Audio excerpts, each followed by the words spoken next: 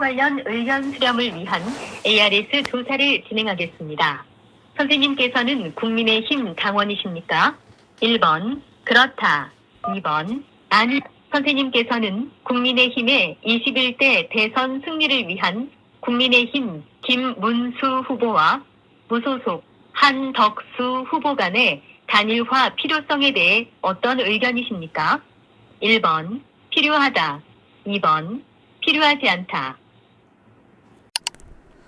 네, 들으신 대로 국민의힘 지도부 측에서 단일화에 대한 찬반 투표를 여론조사를 바로 진행을 했습니다. 제가 저번에도 영상으로 말씀을 드렸는데 매번 여론조사는 실패하다가 처음으로 성공을 한 게 어찌 보면 이거네요. 근데 이건 뭐 성공 실패 여부와 상관없이 그냥 국민의힘 당원이면 다 하는 걸로 나와 있어서 저도 이렇게 나와 있고요. 제가 참 어이가 없습니다. 보면 볼수록 어이가 없고요. 왜냐면 단일화에 대한 찬반 투표는 당연히 찬성이 더 많이 나오지 않겠습니까? 지금 저희가 지적하는 부분은 그런 문제가 아니고요. 단일화를 하는데 어떤 방식으로 지금 지도부가 이어서 하고 있느냐. 과연 그들이 지지하는 후보가 경선이랑 상관없이 한덕수라는 사람이었다면 왜 단일화 경선을 하려고 하고, 단일화가 아니라 국민의힘 대선 후보 경선을 하고 이렇게 하는지라고 생각을 하기 때문입니다. 이건 의미가 없는 것 같아요. 당연히 해야 되는 거고, 단일화 자체는 물론 조기 대선에 대해서 저는 입장도 계속해서 밝혔습니다만 계속해서 이런 물 흐리기라는 전략을 지도부가 쓰는 것 같아요. 지금 쌍권에 대해서 많은 사람들이 참 분노하지 않을 수가 없는데, 쌍권이 있는 한 국민의힘은 제대로 돌아갈 수가 없을 것 같습니다. 국민의힘에 대해서 희망을 가지시는 분들은 이미 없을 것 같고요. 한덕수 후보가 SNS에 이런 글을 올렸습니다. 오늘인데요. 일시정지 해놓고 읽어보셔도 돼요. 근데 제가 좀 빨리 읽어드리면, 개헌과 관련해서 저는 견제, 균형, 분권이라는 핵심 방향만 제시하고 권력구조 개편 등 구체적인 내용은 국회와 국민들에게 맡기려고 했다. 그런데 일각에서는 제가 내각제를 추진하려는 오해까지 있어서 설명드리겠다. 헌정회를 방문해서 개헌안 설명을 듣고 국민들이 환영할 방안이다라고 생각했다. 그 개헌안에는 4년 중임제, 양원제, 책임총리제 등 권력 분산을 위한 다양한 방안이 있었다.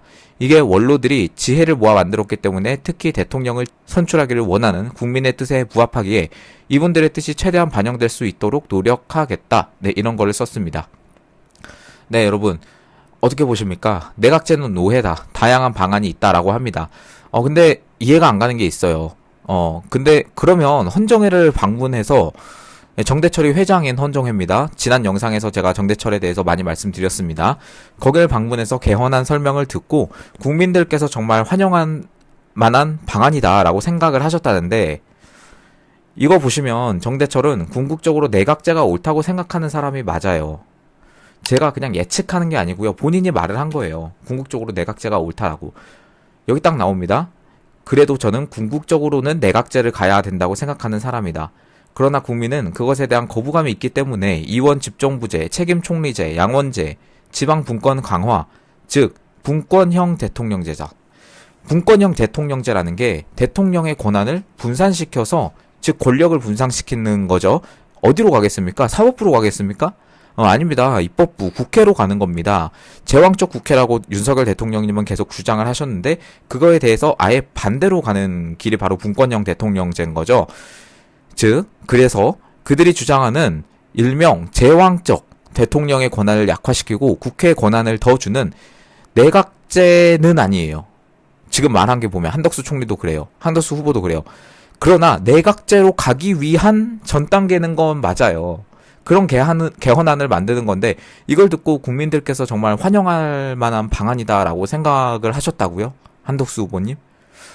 그리고 왜 중요한 말씀을 안 하시는지, 제왕적 대통령제 타파를 위한 개헌인지, 제왕적 국회의 권력을 조정하는 개헌인지, 둘 다 말하고, 어물쩍 넘어가는 게 아니라, 정확히 하나를 말씀하고, 윤석열 대통령님은 딱 하나, 헌재 최후 변론에서 이야기하셨죠. 지금은 제왕적 대통령 시대가 아니라 제왕적 국회 시대다. 그래서 그걸 조정하는 개헌을 해야 한다. 이렇게 말씀을 하셨는데, 대선 후보로 나오셨으면 그걸 정확히 말씀을 하셔야 하지 않을까요? 그건 애매하게 넘어가 버리고 내각제는 아니다. 내가 주장한 게 아니다. 이렇게만 말하고 헌정에 가서는 아, 이거 국민들이 정말 바라는 개헌안인 것 같다. 근데 그 개헌안은 내각제 전 단계야. 지금 이런 상황입니다. 마지막 줄에도 나와 있었는데요. 마지막쯤에 그 국민들이 직접 대통령을 선출하는 것을 선호한다. 이거는 내각제는 아니에요, 여러분. 국민들이 직접 대통령을 선출할 수가 없습니다. 내각제에서는. 그러나 그 내각제의 전 단계인 거는 맞고요. 지금 헌정회가 주장하는 게 정대철도 말했어요. 내각제가 맞으나 국민이 내각제를 싫어하기 때문에 그 전 단계로 개헌을 해야 된다라고 하는 거고, 한덕수 후보도 똑같이 말을 하고 있는 거예요. 국민들이 대통령을 선출해야 하는 걸 좋아하기 때문에 내각제는 아니다. 내각제를 하는 게 아니다. 그러나 그 전 단계가 바로 헌정회가 주장하는 거랑 똑같이 일치되기 때문에, 그러니까 여러분 이게 말장난처럼 되는 그런 상황입니다. 예. 대통령 우리 손으로, 솔직히 말씀드리면 우리 손으로 뽑으면 뭐합니까? 식물 대통령으로 만들어 놓고 우리가 뽑으면 뭐예요? 아, 진짜 이거 솔직히 저는 보고 국민들을 뭐로 생각하는 거지? 라는 생각이 들었습니다. 이제 우리가 스스로 생각하고 판단해야 합니다. 저는 정치인의 말 안 믿어요. 발을 믿습니다. 어디를 가는지. 그게 중요합니다. 그리고 행동을 봅니다. 어디에 가서 어떤 행동을 하는지. 그게 중요합니다.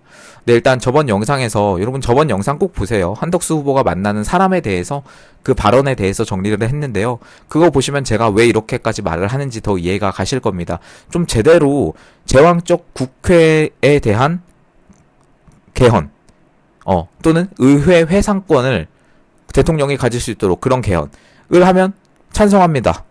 찬성합니다. 그건 윤석열 대통령님이 주장하신 것도 맞으니까요. 네. 아무튼 간에 시원하게 말을 계속하지 않는 한덕수 후보입니다. 네, 그거 보시고 네, 저번 영상도 참고하시면 좋을 것 같고요. 그럼 오늘의 메인 소식으로 넘어가도록 하겠습니다. 어제 나온 뉴스인데요. 미국의 트럼프 대통령님 뉴스입니다. 국제뉴스로 넘어가는 거예요. 곧 세상을 뒤흔들 매우 큰 발표를 할 것이다. 무역과는 무관하다. 이렇게 말씀을 하셨습니다. 이게 이번에 캐나다 쪽에서 좌쪽 진영이 승리를 했어요. 그래서 마크 칸이라는 사람이 또 총리가 됐는데, 제가 영상으로 전달을 해드리기도 했죠. 그래서 이 마크 칸이랑 트럼프 대통령이 회담을 했습니다. 여기서 이야기가 나온 건데요. 문맥을 볼 필요가 있습니다. 다음 주 중으로 트럼프 대통령이 어떤 일정이 있냐면 중동 순방 일정이 있어요. 다음 주부터 사우디아라비아를 시작으로 해서 아랍에미리트, 카타르 이렇게 방문을 할 예정인데, 이런 순방 일정들을 언급하고 나서 이야기가 나온 겁니다. 그 전에 우리는 매우 큰 발표를 할 것이다. 세상을 뒤흔들 소식을 발표할 것이다. 이렇게 말을 했습니다. 트럼프 대통령이요. 워딩 그대로입니다. 얼스 셔터링이라고 해서 지구가 흔들릴 만한 그런 표현을 쓴 건데요. 그리고 무역에 관해서는 아니다. 이런 말씀까지 덧붙이셨습니다. 사실 무역에 관해서는 아니다. 이런 말씀을 안 하셨으면 저도 당연히 무역일 거라고 생각을 했을 것 같아요. 워낙 지금 관세나 특히 인도 쪽도 요즘 문제가 많이 생겨서 뒤에 말씀드릴게요. 당연히 무역 쪽일 거라고 예상을 할 수는 있었는데 콕 집어서 무역 쪽은 아니다 라고 말씀을 하셨습니다. 발표 날짜는 5월 8일에서 9일이라고 하고요. 당연히 미국 시간 기준입니다. 그러면 아마 내일 아니면 모레쯤에 세상을 뒤흔들 발표가 대체 무엇일지 공개가 될 것 같습니다. 네, 여러분들이 희망하는 게 있죠. 당연히 이런 트럼프 대통령이 이런 말씀을 하시면 우리나라 상황에 연관지어서 생각해 볼 수밖에 없는 또 우리나라 국민이고 저도 그렇고요. 무슨 단순히 희망으로 돌리는 게 아니라 트럼프 대통령은 다 알고 있기 때문에 이런 생각을 할 수밖에 없으나, 여러분 현실적이고 객관적으로 볼 때 우리나라의 상황일 거다. 우리나라에 뭔가 다 까발려줄 거다라고 이렇게 딱 말하기는 어려울 것 같아요. 가장 많은 예측이 되고 있는 게 뭐냐 하면 바로 이 러브존이죠. 지금 트럼프 대통령이 계속해서 그쪽 종전을 위해서 좀 이렇게 애를 쓰고 있고요. 양쪽 다 지금 인적 자원, 경제적 부담, 장기전이 지금 이렇게 되면서 내부적으로 피로가 커지고 있습니다. 그리고 쪽도, 우크라 쪽도, 미국 대선에서 트럼프가 이기면서 지원도 불확실해지고 있고요. 트럼프 대통령은 계속해서 과거에도 대통령이 되면 전쟁을 바로 끝내겠다 이렇게 말을 했고요. 미국도 유럽도 모두 자국 내 경제 문제 뭐 이런 거에 더 집중하고 있는 분위기고, 관세도 그렇고요. EU 주요국들도요, 어떤 형태로든 빨리 끝내야 된다라고 하는 그런 신호를 계속 보내고 있습니다. 그래서 이게 여러분 정확히 예측을 할 수가 없어요. 트럼프가 이렇게 말을 했다고 해서 저번 4월 초에도 엄청난 발표를 할 것이다 라고 했는데, 그게 뭐였냐면 중국의 엄청난 관세가 이제 시작이 된 거죠. 전 세계에 시작이 됐고, 그게 바로 엄청난 발표였습니다. 저번에도 한다고 했는데, 근데 그때보다 지금 워딩이 더 세거든요? 세상을 뒤흔들, 얼스 셔터링이라고 하는 그런 소식을 발표하겠다고 했는데, 이게, 어쩔지는 몰라요. 어쩔지는 모르겠는데, 아마 제 생각에는, 그 종전을 말하는 게 아닐까, 휴전이나 종전을 말하는 게 아닐까라고 그런 생각이 들고요. 이게 아니더라도 여러분 좋은 소식이 있으면 좋겠고, 지금 트럼프 대통령이 말한 그 문맥상도 뭐라고 말했냐면, 긍정적인 소식일 거다라고 말했습니다. 그렇기 때문에, 뭔가 이렇게 뭔가 파괴적인 그런 소식은 아닐 것 같아요. 그래서 여러분들도 이거에 대해서 막 너무 기대한다기보다는 그냥 뭔가 또 소식이 나오는구나, 그 정도로만 알고 계시면 좋을 것 같습니다. 그리고 트럼프 대통령이 인도와의 관세 철폐를 위해서 획기적인 합의를 발표한다고 합니다. 이건 여러분 앞에서 나온 소식, 트럼프 대통령이 엄청난 발표를 할 거다라는 소식과는 좀 별개 소식인 것 같아요. 왜냐하면 무역 쪽은 아니라고 했으니까. 설마 중복되는 소식은 아니겠죠? 트럼프 대통령이 인도와의 관세 철폐를 위해서 무역 역학을 재편하고 경제를 재활성화할 수 있는 그런 발표를 할 거라고 합니다. 어느 정도냐면요, 심지어 무관세예요. 0%. 인도랑. 네, 여러분, 이게 엄청난 의미를 담고 있습니다. 지금 중국에 145% 관세를 매겼습니다. 그리고 우회 수출하는 거까지 다 막았어요. 베트남이랑 또 협상을 하고요. 캐나다, 멕시코, 이런 중국의 주요 우회 수출국, 미국이 중국의 제1 손님입니다. 여러분이 가게를 한다고 치면은 가장 큰 손님이 미국인 거예요. 그런데 그 미국이 더 이상 이제 손님 역할을 안 하겠다라고 이렇게 선포를 한 거죠. 그런데 이 손님 입장에서도 그 물품이나 상품이나 여러 가지들이 이제 필요할 거라는 거죠. 필요할 거라는 건데, 과연 그것을 어디에 충당할 수 있겠느냐? 만약에 그 물건을 새로 충당하지 않고 계속해서 이렇게 관세만 매기면서 이제 미국 입장에서도 버티기를 하면 어떤 현상이 발생하냐면, 바로 미국 내에서 물가가 엄청나게 올라가게 됩니다. 지금 관세만 해도 이거를 다 소비자들이 안고 있기 때문에 물가가 엄청나게 올라갈 수밖에 없는 건데, 사실 예전부터 예측이 있긴 했습니다. 이렇게 중국에 거대한 관세를 매겨버리면 그 다음 시장은 어디가 될 것인가 라고 했을 때, 바로 미국 내의 제조업, 첫 번째, 이게 바로 실제적으로 효과가 있었습니다. 현재 벌써 미국의 제조업이 이 중국의 관세 부과 이후에 엄청나게 성장을 하고, 또 공장을 새로 가동하는 것도 있고 그렇다고 합니다. 이건 정해진 수순이었어요. 공식 같은 거였습니다. 그런데 그것만으로는 이 미국의 엄청난 시장을 다 커버할 수는 없었습니다. 그래서 어떤 시장을 개발할 것인가에 대한 이야기가 있었는데, 바로 트럼프가 생각한 것은 역시나 인도 시장이었던 것 같습니다. 여러분, 인도랑 무관세 협정을 맺어버리면 어떤 일이 발생하냐면요, 바로 중국에서 생산하는 모든 제품들이 다시 한번 공장을 다시 옮겨서 인도에서 생산하게 됩니다. 즉, 메이드 인 차이나가 아니고 메이드 인 인디아가 되어서 미국에 수출이 되는 거죠. 그리고 0%니까, 관세가 0%니까 기존에 중국에 있었던 어떤 설비나 이런 것들이 다 폭삭 망하게 될 수밖에 없는 거죠. 아니, 인도에서 생산하면 이게 훨씬 이득인데 왜 중국에서 생산해서 관세 145% 먹이면서 1.5배 비싸게 팔겠습니까? 그렇지 않죠? 네, 당연히 트럼프는 이것을 노리고 간 것 같고요. 아마 이 조치가 실제적으로 발효가 된다면 엄청난 타격을 다시 한번 줄 수 있는 그런 조치가 될 것 같습니다. 최근에 미국의 부통령이죠. JD 벤스 부통령이 인도 뉴델리에 갔습니다. 4월 말 이야기입니다. 얼마 안 됐죠? 4월 말에 인도에 가서 모디 인도 총리랑 회담을 했습니다. 여기서는 여러 가지 이야기가 있었는데, 물론 비공개로 공개된 내용도 있었죠. 여기서는 러우전에 대해서도 이야기를 했었고, 그거를 많이 이야기했어요. 생각보다 인도에 가서 뜬금없이. 네, 그래서 이런 식으로 이야기를 했었는데, 지금 여러분 아시겠지만 제가 영상으로도 전달을 해드리기도 했지만, 벤스 부통령이 간 곳에 계속해서 무슨 큰 일들이 일어납니다.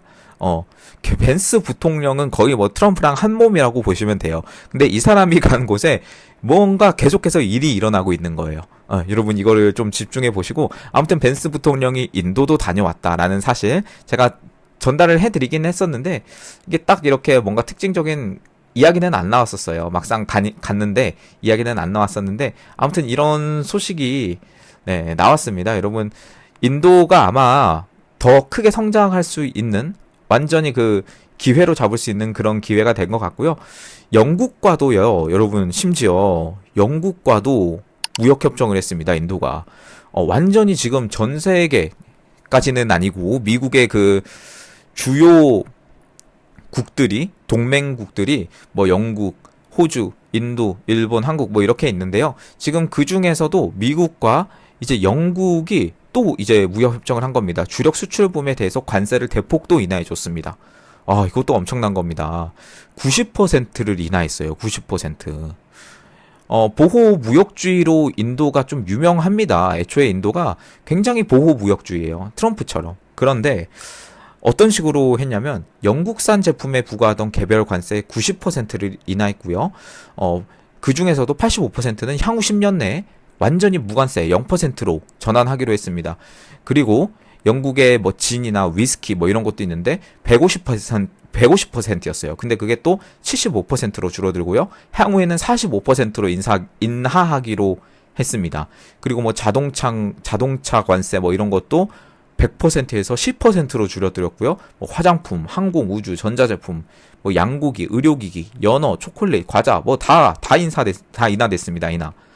여러분 이게 인도가 영국 측에 인하한 것도 있는데요. 영국 정부가 그 영국 정부에 지금 인도 사람들이 엄청 많이 가 있잖아요. 세계 1위 그 인구수 국가 아니겠습니까? 그런데 그 근로자에게 사회보장제 납부를 3년 동안 면제하도록 하는 조항도 포함을 해줬고 이민 정책에는 변화가 딱히 없지만 그래도 지금 이제 영국이 EU 탈퇴하고 뭐라고 평가를 했냐면 이번 협정에 대해서 가장 크고 경제적으로 중요한 양자 무역 협정이다. 이렇게 말을 했습니다. 여러분 지금 미국이 움직이는 것과 영국이 움직이는 게 지금 같이 가고 있는 그런 상황으로 보시면 될 것 같아요. 참 어떤 시장이 다시 한번 클 것인가라고 했을 때는 네, 역시나 인도가 발표가 된 것 같습니다. 재밌게 지켜보도록 하고요. 지금 중국이 우회 수출 통로도 다 막혔습니다. 동남아에서 계속해서 뭐 순방을 하고 핑진 씨가 직접 베트남, 캄보디아, 말레이시아 뭐 이런 데 가서 이야기를 하고 반미 연대를 구축하고 하려고 했으나 다 안 됐습니다. 결론적으로는 완전히 다 안 됐고요. 오히려 미국 측과 협상을 더 하려고 하는 그 동남아 국가들의 모습을 볼 수 있습니다. 그런 상황에서 이제 우회 수출도 막히고 완전히 지금 다 막혔어요. 그리고 중국과 미국이 이제 곧 협상을 할 수도 있다라고 하는 뉴스가 나오고 있습니다. 여러분, 제가 볼 땐 좀 수그리면서 들어간 것 같은데요. 인도 시장을 열어서 미국과 영국과 이렇게 하겠다는 것은 더 큰 신호가 될 수 있을 것 같습니다. 이것은 나오면 더 전달을 해드리도록 하고, 네, 여러분 지금 6시죠? 6시부터 김문수 후보와 한덕수 후보가 만난다고 합니다. 어제 막 일들이 있었습니다. 막 집까지 찾아가고 쌍권이 가서 뭐 부재중 전화 막 3통 찍힌 핸드폰 사진도 공개되고 막 그랬었는데요. 여러분 어떤 식으로 일이 진행될지 저도 당연히 국제 문제를 이제 좀 많이 보고 있지만 국내 문제 또한 많이 봅니다. 많이 보고 항상 이틀 안에서 좀 이렇게 판단을 해보려고 하고 있습니다. 지금 뭐 내각제 이야기 그리고 뭐 김문수 후보의 뭐 어떤 이야기 뭐 이런 게 계속해서 나오지만 생각하면 할수록 여러분 답은 윤호개인밖에 없구나라는 게 느껴질 수밖에 없어요. 여러분도 그렇지 않습니까? 진짜 윤석열 대통령님 어떤 싸움을 해오셨던 건지 정말 참 어렵고요. 계엄 안 했으면 어쩔 뻔했나라는 그런 생각도 듭니다. 윤석열 대통령님의 말씀 이거 보고 마지막으로 가겠습니다. 2022년 1년 막 그때 대선 후보였을 때 나온 이야기인데요. 선거 전에 개헌 운운하는 사람은 전부 사기꾼. 네, 이렇게 윤석열 대통령님이 2022년 2월 26일쯤에 말씀을 하셨네요. 선거 전에 개헌 운운하는 사람은 전부 사기꾼. 참 진짜 해안이 얼마나 하신지. 결국 또 여러분 뭡니까? 또 윤석열이 옳았다 아닙니까? 지금 한두 개입니까? 지금 탄핵 인용되고 나서 뭐 그 전에도 계속해서 윤석열이 옳았다라고 말을 할 수밖에 없는 상황이 계속 나오고 있어요. 여러분 지금 개헌이 완전히 핫 이슈로 떠올랐는데 저는 너무 가스라이팅하고 있다고 생각이 들어요. 국민들을. 국민들이 뭐 엄청난 요구를 해서 거리로 다 뛰쳐나와서 개헌해라 이렇게 외친 것도 아니고 정작 원하는 것은 정치인들밖에 없는데 헌정회랑 정치인들이랑 그 뒤에 있는 세력이죠. 그들밖에 없는데 왜 이렇게 개헌을 국민이 원한다고 가스라이팅 하는지 모르겠습니다. 여러분 진짜 개헌을 원하십니까? 진짜 원해요? 물론 필요하죠. 87 구체제의 헌법을 개정하고 국회에 과도하게 집중된 권력을 조금 나누기 위해서 그런 개헌은 필요한데 그것 가지고 제가 뭐 거리로 나와서 개헌을 외치거나 그러지 않았습니다. 여러분, 그렇죠? 너무 가스라이팅 하고 있는 것 같아요. 그런 생각이 듭니다. 네, 여러분들도 이 상황을 좀 관심 있게 지켜봐 주시고요. 오늘은 아무튼 간에 좀 이런 뉴스나 이런 게 나오면 또 전달을 해 드리도록 하겠습니다. 네, 계속해서 윤핵관 외칠 수밖에 없는 상황인 것 같습니다. 네, 여러분 감사드리고요. 지금 날씨가 너무 오락가락해서 감기 걸리신 우리 구독자님들이 많은 걸로 알고 있는데 몸 좀 잘 챙기시고요. 저도 행진할 때 계속해서 건강 생각하면서 하도록 하겠습니다. 네, 여러분 구전 녹용 필요하신 분들은 오전 영상 참고해 주시고요. 그리고 계속해서 우파 유튜버 알고리즘이 좀 많이 마사지 당하고 있습니다. 여러분 이거를 좀 도와주십사 하고 제가 고정 댓글에 항상 멤버십 링크 달아놓습니다. 여러분 가입 부탁드리고요. 그리고 계좌로 후원해 주신 분들 정말 감사드립니다. 그분들 덕분에 제가 이렇게 채널 운영하고 영상도 만들고 할 수 있는 것 같습니다. 네, 오늘 방송은 여기서 마치도록 하겠습니다. 네, 감사합니다.